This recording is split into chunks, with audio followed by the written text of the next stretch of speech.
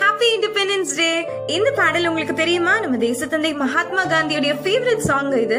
தன் தேசத்திற்காக குடும்பத்தை மறந்து எல்லைகளை கடந்து எந்த நேரத்திலயும் உயிருக்கு ஆபத்து வரலான்ற நிலையில இருக்கிற ராணுவ வீரர்களுக்கு இந்த பாடல் மிகப்பெரிய பலமாவே இருந்து வருது. எந்த நேரத்திலயும் எந்த இடத்துலயும் கடவுள் கூடவே இருக்கிறார் என்ற நம்பிக்கை அளிக்கிறது இந்த பாடல் தான்.